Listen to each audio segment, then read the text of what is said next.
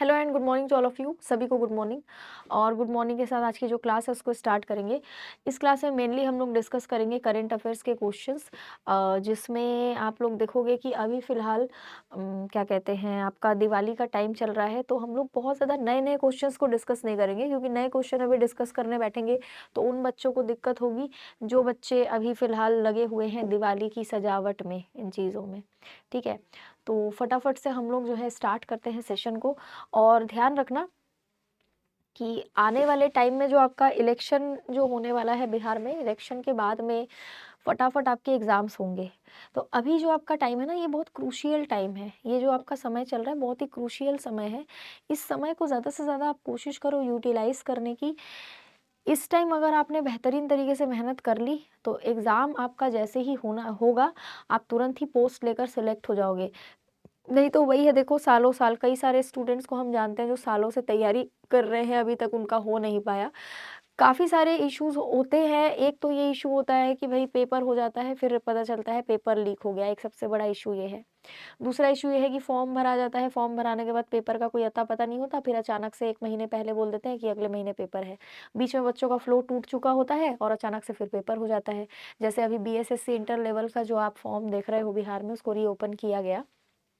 वो फॉर्म भरवाया गया था 2023 में, पेपर ही नहीं हुआ। अब उसको रीओपन किया गया है, तो अब फिर से जो है फॉर्म भर के फिर से उसका पेपर करवाया जाएगा।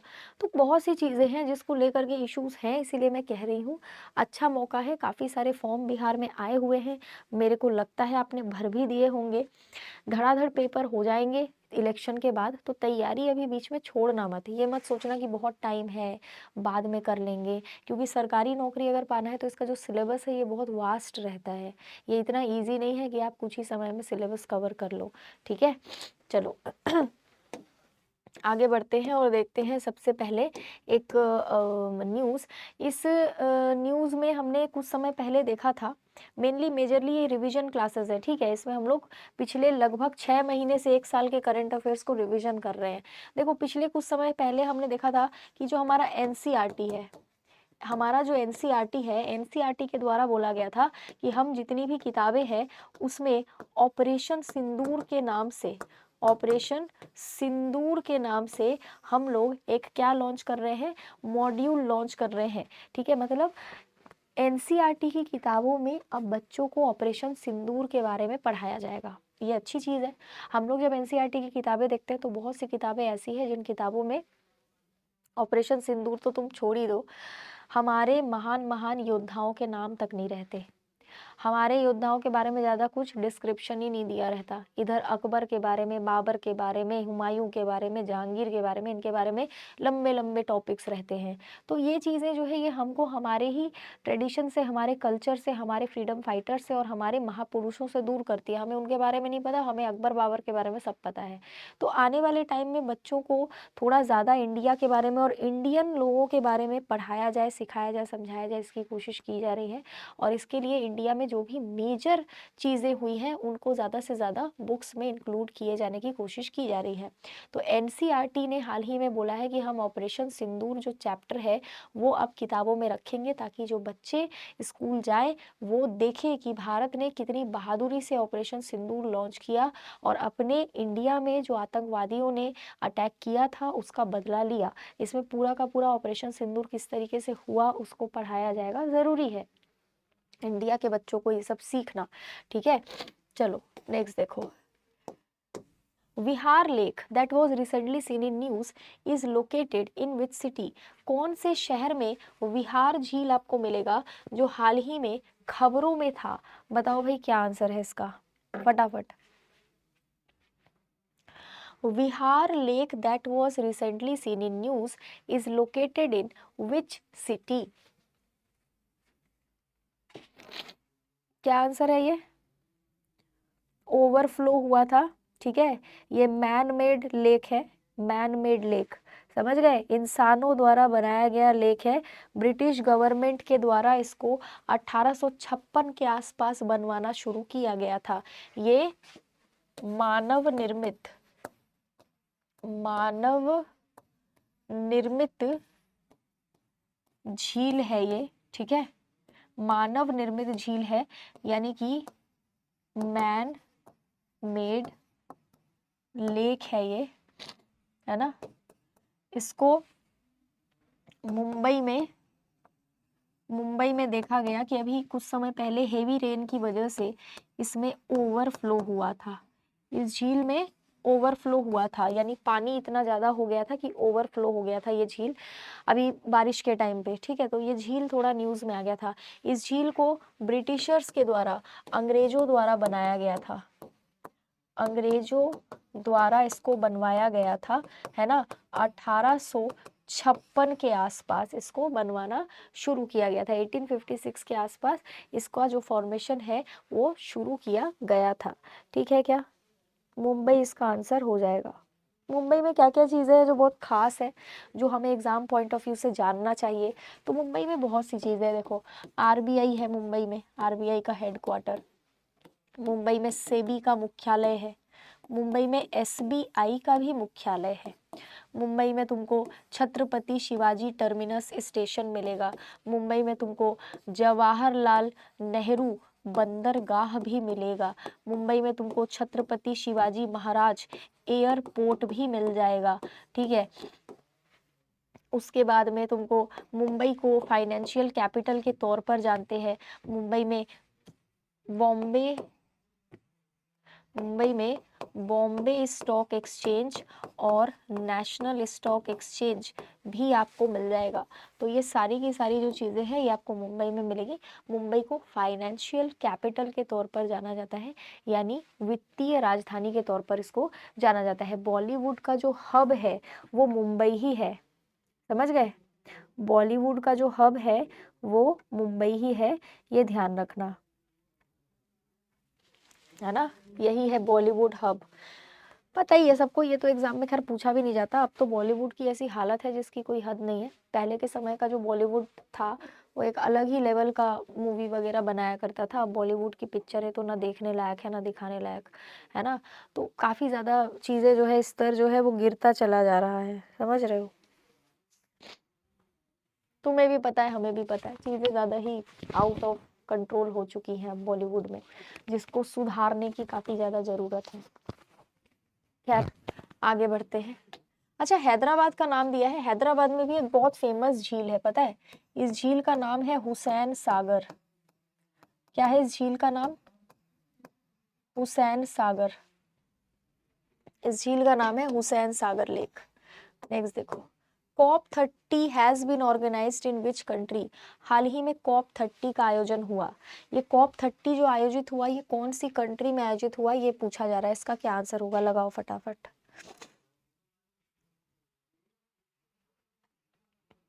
COP30 has been recently organized in which country? क्या आंसर है इसका? COP30 का जो आयोजन है ये कौन सी कंट्री में करने की बात कुछ समय पहले करी गई थी, ठीक है। क्या आंसर होगा इसका, फटाफट लगाओ। क्या इसका आयोजन हो चुका है या इसका आयोजन होने वाला है, मुझे ये भी बताना, ठीक है। समझ गए, होने वाला है या हो चुका है मुझे ये भी बताना। ब्राजील में इसका आयोजन जो है वो करने की बात कही गई है। कॉन्फ्रेंस ऑफ पार्टीज इसका फुल फॉर्म होता है। कॉप का फुल फॉर्म होता है कॉन्फ्रेंस ऑफ पार्टीज, ठीक है। 30वें नंबर का कॉन्फ्रेंस ऑफ पार्टीज का जो आयोजन है ये ब्राजील में होने जा रहा है। ब्राजील की बात करें तो इस साल ब्रिक्स का जो सम्मेलन है वो ब्राजील में ही हो रहा है। 2025 में ब्राजील ही ब्रिक्स का मेजबान है। 2025 में ब्राजील ही ब्रिक्स सम्मेलन की मेजबानी कर रहा है। ब्राजील के जो राष्ट्रपति हैं उनका भी नाम कई बार पूछा जाता है एग्जाम में, याद रखना, ठीक है। इनका नाम है लूला डा सिल्वा। ये ब्राजील के राष्ट्रपति हैं, ठीक है, प्रेसिडेंट है ब्राजील के। ये थोड़ा सा ध्यान रखोगे, एग्जाम पॉइंट ऑफ व्यू से जरूरी है। अच्छा, अब पूछा जाएगा कि बताओ ब्रिक्स में कितने सदस्य हैं, तो बोलना ब्रिक्स में ब्राजील है, ठीक है। सदस्यों के नाम ध्यान रखना, रशिया भी है, इंडिया भी है, चाइना है, साउथ अफ्रीका है, है ना, यूएई है, इजिप्ट है, इथोपिया है, इंडोनेशिया भी है। इंडोनेशिया तो इसी साल ब्रिक्स का सदस्य बना है। खूब सारी कंट्रीज हैं जो अब ब्रिक्स की सदस्य बन चुकी हैं, ठीक है। काफ़ी सारी कंट्रीज हैं जो अब ब्रिक्स का सदस्य बन चुकी हैं। ब्रिक्स का सम्मेलन हर साल अलग अलग जगहों में होता है। ये क्यों होता है, क्या है इसका उद्देश्य? तो देखो, जितने भी इसके सदस्य देश हैं वो सभी देशों के प्रतिनिधि आकर के एक जगह में मिलते हैं और मिलकर डिस्कस करते हैं कि हम सभी देश मिलकर क्या क्या बेहतर चीज़ें कर सकते हैं, किस तरीके से अर्थव्यवस्था को बेहतर करें, कैसे व्यापार बेहतर करें, आपस में कैसे सामंजस्य बिठा के चले, कैसे शांति स्थापित करें, है ना। एक दूसरे के देश के किसी भी इंटरनल मैटर पर इंटरफेयर नहीं करना है, मतलब कि आर्थिक स्थिति को मजबूत करना है, इंटरनल मैटर्स पर जो है किसी भी तरीके का हस्तक्षेप नहीं करना है। इस तरीके की चीज़ों को लेकर के जो है ब्रिक्स काम करता है, ठीक है। नेक्स्ट देखो, किसके द्वारा सेवानिवृत्त कर्मचारियों को राष्ट्रीय अनुभव पुरस्कार प्रदान किए गए हैं? By whom are the national experience awards given to retired employees? By whom are the national experience awards given to retired employees?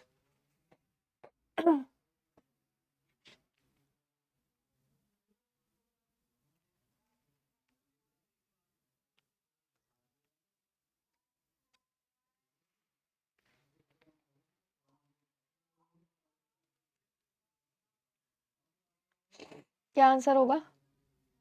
National अनुभव अवार्ड भी कहते हैं इसको, ठीक है।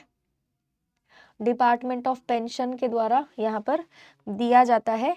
डॉक्टर जितेंद्र सिंह के द्वारा इसको दिया गया था। डॉक्टर जितेंद्र सिंह के द्वारा इसको, जो रिटायर हो चुके हैं उनमें से कई कर्मचारियों को ये दिया गया था, ठीक है। इसको राष्ट्रीय अनुभव पुरस्कार भी इसको कहा जाता है, ठीक है बेटा। तो ध्यान रखोगे इसको। डिपार्टमेंट ऑफ पेंशंस के द्वारा ये जो अवार्ड है ये दिया जाता है। ये थोड़ा सा ध्यान रखना, एग्जाम पॉइंट ऑफ व्यू से ज़रूरी है, ठीक है। सही बात है भाई, जिन्होंने अपना पूरा जीवन जो है वो समर्पित कर दिया अपने काम को समर्पित कर दिया, ऐसे एम्प्लॉयज़ को बिल्कुल सम्मानित करना चाहिए जब वो रिटायर।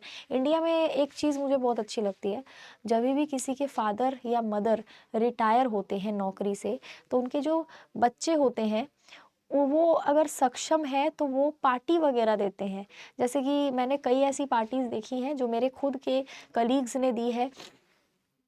उनके पिताजी रिटायर हुए तो उन्होंने बेहतरीन पार्टीज दी, ठीक है। सबको बुलाया कि आज मेरे फादर जो है रिटायर। बिल्कुल देना चाहिए, सम्मान करना चाहिए ऐसे लोगों का जिन्होंने बिना थके बिना हारे अपनी फैमिली के लिए और हमारे देश के लिए अपना पूरा जीवन दे दिया। भाई, इंसान रिटायर होते होते 60 साल पार हो जाता है, मतलब इतने साल उसने काम करा, मेहनत करा अपनी फैमिली को पालने के लिए, और पूरे अपने डिपार्टमेंट में उन्होंने जो है बेहतर काम किया ताकि उनका जो कंपनी है या जो उनका डिपार्टमेंट है वो बेहतर तरीके से आगे बढ़े। तो इस योगदान का जो मायने है वो बहुत ज़्यादा है, और इस योगदान के लिए सम्मानित करना तो बिल्कुल चाहिए ही, है ना। तो ध्यान रखना, यहाँ पर डिपार्टमेंट ऑफ पेंशन के द्वारा राष्ट्रीय अनुभव पुरस्कार जो है वो प्रदान किए जाते हैं। डॉक्टर जितेंद्र सिंह ने नेशनल एक्सपीरियंस अवार्ड जो है वो रिटायर्ड एम्प्लॉयज़ को दिया था, ये ध्यान रखना है, ठीक है। चलो नेक्स्ट देखो, रूबेला मुक्त घोषित होने वाला दक्षिण पूर्व एशिया का पहला देश हाल ही में कौन सा बना था? बताओ क्या आंसर होगा इसका। Which became the first Southeast Asian country to be declared as rubella free? बताओ क्या आंसर होगा। रूबेला नाम की बीमारी आप लोग जानते ही होंगे। नेपाल नाम का जो देश है, कुछ समय पहले ही नेपाल को रूबेला मुक्त घोषित किया गया, ठीक है। रूबेला नाम की जो बीमारी है इससे मुक्त घोषित किया गया। अच्छा, किसने घोषित किया, कौन करता है ये घोषणा? तो वर्ल्ड हेल्थ ऑर्गेनाइजेशन यानी कि विश्व स्वास्थ्य संगठन, ठीक है, यही घोषित करता है। जेनेवा में इसका मुख्यालय है, जेनेवा में इसका मुख्यालय है। टेड्रोस एधेनॉम, टेड्रोस एधेनॉम जो है वो इसके अध्यक्ष हैं। समझ गए, टेड्रोस एधेनॉम क्या है, वो इसके अध्यक्ष है। नेपाल में हाल ही में जो इश्यूज क्रिएट हुए उसके बाद नेपाल में पहली बार एक महिला को प्रधानमंत्री बना दिया गया, महिला को प्रधानमंत्री बना दिया गया। उनका नाम क्या है? नेपाल में जो अभी अभी इश्यूज क्रिएट हुए थे उसमें एक महिला को प्रधानमंत्री बनाया गया, उस महिला का नाम क्या है मुझे जरूर बताना। पहली महिला प्रधानमंत्री बनी, क्यों बनी? यहाँ पर जेन जी आंदोलन हुए थे, जेन जी आंदोलन, ठीक है, जेन जी प्रोटेस्ट नेपाल में देखने को मिला। नेपाल में जो एक्सरसाइज है भारत जो नेपाल के साथ मिलकर करता है, इस एक्सरसाइज का नाम है सूर्य किरण। ये एक युद्ध अभ्यास है। नेपाल के साथ भारत के उत्तर प्रदेश की भी सीमा लगती है, बिहार की भी सीमा लगती है, उत्तराखंड की भी सीमा लगती है और सिक्किम की भी सीमा लगती है। ठीक है, जिस क्षेत्र में नेपाल के साथ बिहार और उत्तर प्रदेश की सीमा लगती है उस क्षेत्र में नेपाल में और भारत में, भारत के बिहार और उत्तर प्रदेश वाले क्षेत्र में तराई नाम की एक मिट्टी पाई जाती है। कौन सी मिट्टी पाई जाती है? तराई मिट्टी पाई जाती है। समझ गए, नेपाल वही जगह है जहाँ गौतम बुद्ध का जन्म। जितनी चीजें रिवाइज कर सकते हो ना उतनी चीजें कर लो। नेपाल को देखकर तुम्हें जिन जिन बातों का ध्यान आता है सब याद कर लो, जितना लिख सकते हो। जैसे ही नेपाल नाम आए तुरंत ही सारा कुछ लिखना शुरू कर दो। WHO ने क्या भारत को किसी बीमारी से मुक्त किया था घोषित? हाँ, कई बीमारियों से। 2014 की ही बात कर लो, भारत को पोलियो मुक्त घोषित कर दिया था। 2024 की ही बात कर लो, भारत को ट्रैकोमा से मुक्त घोषित कर दिया था। स्मॉल पॉक्स से भी भारत मुक्त है। स्मॉल पॉक्स यानी चेचक नाम की बीमारी से भारत मुक्त है। चेचक से तो पूरी दुनिया मुक्त है ना, पूरी दुनिया चेचक से मुक्त है। ठीक है, चलो नेक्स्ट देखो। उल्ची फ्रीडम शील्ड की शुरुआत किन देशों के द्वारा करी गई है? Ulchi Freedom Shield has been commenced by which countries? Ulchi Freedom Shield has been commenced by which countries? बताओ भाई क्या आंसर होगा फटाफट। ऑप्शन नंबर डी हो जाएगा इसका answer, south Korea and America.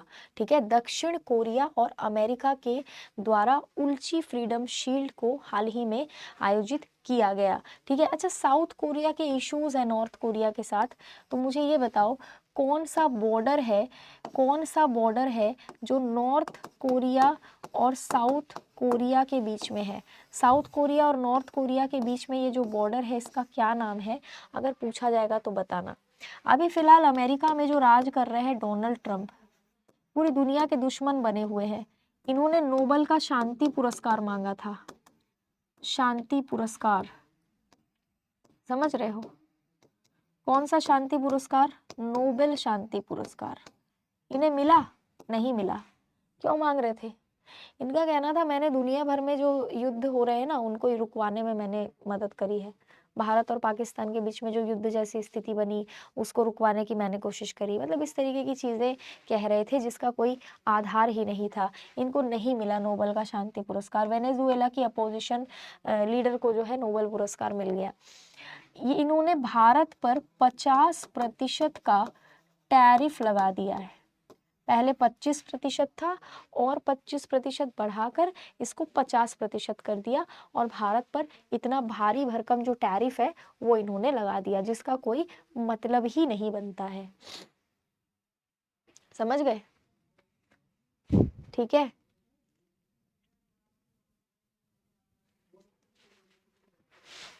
Next देखो। Where is the Sakura Science Program 2025 held? Sakura विज्ञान कार्यक्रम 2025 कहाँ पर आयोजित हुआ? सकूरा विज्ञान कार्यक्रम कहाँ पर आयोजित किया गया? यहाँ लिखा है किया जा रहा है। ये क्वेश्चन पुराना है, पिछले करंट अफेयर हम लोग कवर कर रहे हैं। ठीक है, ये जो आयोजन है ये हर साल किया जाता है, समझ गए, कहाँ पर किया जाता है, ये विज्ञान कार्यक्रम है, ये कहाँ पर किया जाता है। युवा शिक्षार्थी जो होते हैं उनको जापान के विज्ञान और प्रौद्योगिकी के साथ उनकी संस्कृति से भी परिचित कराना इसका काम है, ठीक है। यानी कि साइंस को बढ़ावा देना, साइंस एंड टेक्नोलॉजी को बढ़ावा देना। ऑप्शन नंबर ए इसका आंसर हो जाएगा जापान, ठीक है। सकुरा साइंस प्रोग्राम जापान में किया जाता है। अच्छा ठीक है, जापान की बात करें तो यहाँ की स्पेस एजेंसी का नाम है जाक्सा। ये चंद्रयान 4 के लिए भारत की मदद कर रही है। और क्या कर रही है, और किस चीज के लिए मदद कर रही है, और भारत की मदद ये बुलेट ट्रेन के लिए भी कर रही है। बुलेट ट्रेन को भारत में चलाया जाएगा, वो जापान की मदद से ही चलाया जाएगा। साथ ही जापान के साथ में हम लोग कुछ युद्ध अभ्यास करते हैं जिनके नाम अब रट चुके होंगे तुम लोग, मैंने बहुत बार पढ़ाया है। वीर गार्जन है, धर्म गार्जन है, ठीक है, और जिमेक्स है। ये सारे युद्ध अभ्यास जापान भारत के साथ में मिलकर करता है। उसके बाद ये भी याद रखना कि कुछ समय पहले पीएम मोदी गए थे जापान और उनको दारुमा नाम की डॉल भेंट में दी गई थी। क्या दी गई थी, दारुमा डॉल भेंट में दी गई थी। किसको दी गई थी, क्या नाम है, पीएम मोदी को, ठीक है। पीएम मोदी को दारुमा नाम की जो डॉल है वो दी गई थी, ये ध्यान रखना थोड़ा सा, ठीक है। ये एक तरह का रेड कलर का डॉल होता है, कागज से बनाया जाता है ये डॉल, है ना।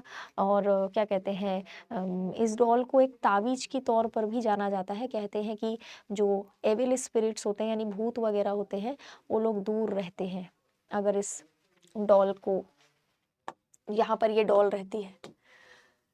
थेट्टेकड bird sanctuary is located in which state. Thattekad पक्षी अभ्यारण्य किस राज्य में स्थित है, बताओ भाई। हाल ही में ये न्यूज में रहा था, क्या आंसर होगा इसका, लगाओ। Thattekad bird sanctuary is located in which state. फटाफट बताओ क्या आंसर हो जाएगा।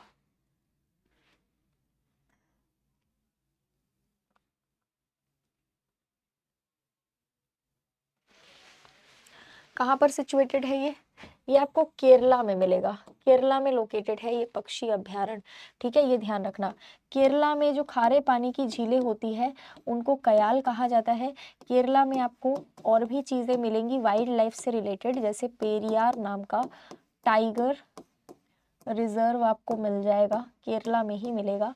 उसके बाद केरला में आपको क्या कहते हैं, पेरियार नाम की नदी भी मिलेगी, ठीक है। पेरियार नदी भी मिलेगी केरला में आपको। शांत घाटी राष्ट्रीय उद्यान भी आपको केरला में ही मिलेगा। केरला के जो राज्यपाल हैं उनका नाम है राजेंद्र अरलेकर, ठीक है, राजेंद्र अरलेकर। यहाँ के जो मुख्यमंत्री हैं उनका नाम है पिनरई विजयन, ठीक है, पिनरई विजयन। ये केरला के क्या है, केरला के मुख्यमंत्री है। पिनरई विजयन केरला के क्या है, मुख्यमंत्री है। ये भी थोड़ा सा ध्यान रखना, ठीक है।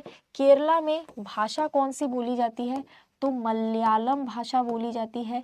केरला में ओणम नाम का महोत्सव मनाया जाता है। ओणम महोत्सव यानी ओणम फेस्टिवल केरला में मनाया जाता है। केरला में तुम देखोगे तो मोहिनी अट्टम और कथकली, ये दोनों डांस केरला में होते हैं, दोनों ही क्लासिकल डांस है, ये भी थोड़ा सा याद रखोगे, ठीक है। केरला में लक्षद्वीप का भी हाई कोर्ट तुमको मिल जाएगा, यानी लक्षद्वीप के जितने भी हाई कोर्ट के केसेस हैं वो केरला में बनते हैं, ठीक है। लक्षद्वीप के हाई कोर्ट के केसेस कहाँ पर होते हैं, केरला में होते हैं। लक्षद्वीप के पास अपना कोई हाई कोर्ट नहीं है, क्लियर है। चलो नेक्स्ट देखो,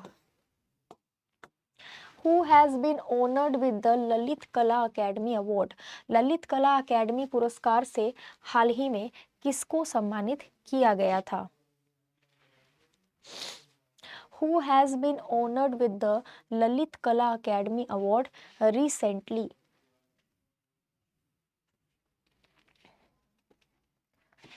क्या आंसर होगा, स्कल्प्टर है ये प्रेमचंद्र प्रेमचंद्र पुखरम्बन, ठीक है, स्कल्प्टर है ये, स्कल्प्टर है ना, मूर्ति वगैरह बनाते हैं, ठीक है, स्कल्प्टर है, इनको हाल ही में दिया गया।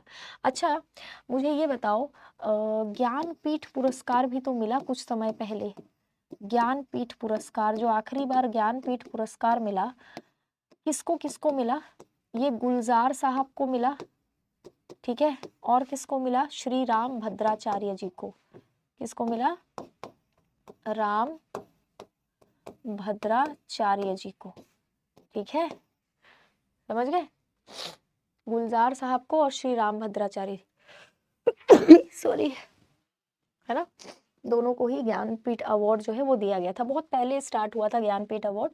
भारत में जितनी भी भाषाएं हैं उन भाषाओं में से किसी भी भाषा में अगर आप बहुत बेहतरीन लेख लिखते हो तो आपको ज्ञानपीठ अवार्ड दिया जा सकता है। क्लियर है, ये थोड़ा सा ध्यान रखोगे, एग्जाम पॉइंट ऑफ व्यू से जरूरी है ना।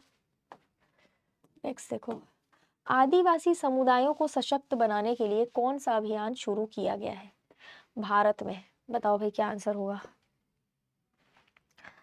आदिवासी समुदायों को सशक्त बनाने के लिए भारत में कौन सा अभियान शुरू किया गया है, बताओ।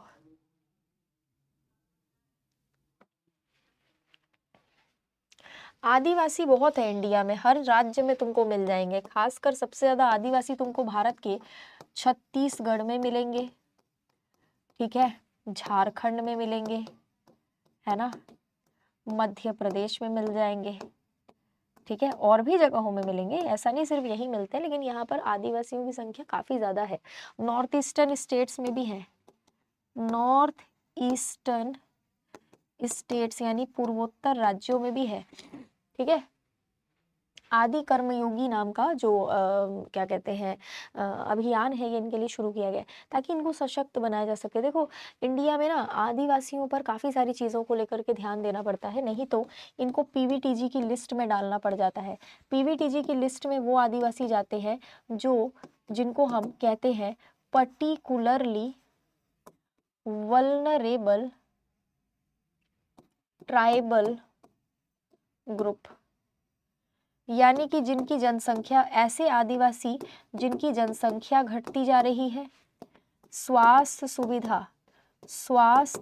सुविधा जिनके पास ना के बराबर है, जो आज भी पुरानी पद्धति की खेती करते हैं, पुरानी पद्धति की खेती करते हैं, और जो पढ़े लिखे नहीं है, पढ़े लिखे नहीं है, यानी ऐसे आदिवासी समुदाय जिनमें लिटरेसी रेट भी नहीं है, जो क्या कहते हैं, जिनकी जनसंख्या भी घटती चली जा रही है, जिनकी स्वास्थ्य सुविधा भी जिनको बेहतर तरीके से नहीं मिल रही है, ठीक है, ऐसे आदिवासी समुदायों को हम लोग जो है पीवीटीजी की लिस्ट में डालते हैं, यानी कि पर्टिकुलरली वल्नरेबल ट्राइबल ग्रुप की लिस्ट में इन्हें हम डालते हैं। तो ये थोड़ा ध्यान रखना एग्जाम पॉइंट ऑफ व्यू से काफ़ी ज़्यादा ज़रूरी है। नेक्स्ट देखो, इनके लिए ना इंडिया में एक मिनिस्ट्री, मंत्रालय भी बनाया गया है, ट्राइबल अफेयर्स मिनिस्ट्री, ठीक है, आदिवासी नहीं,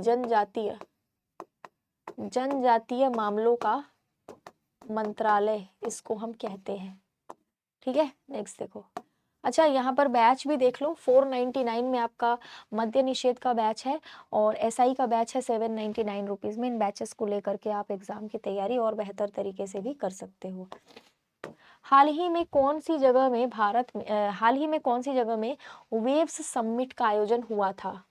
वेव्स समिट इंटरटेनमेंट से रिलेटेड है, किससे रिलेटेड है ये, इंटरटेनमेंट, वेव्स समिट, ठीक है। हाल ही में कहाँ पर आयोजन हुआ था वेव्स समिट का, फटाफट बताओ क्या आंसर होगा इसका।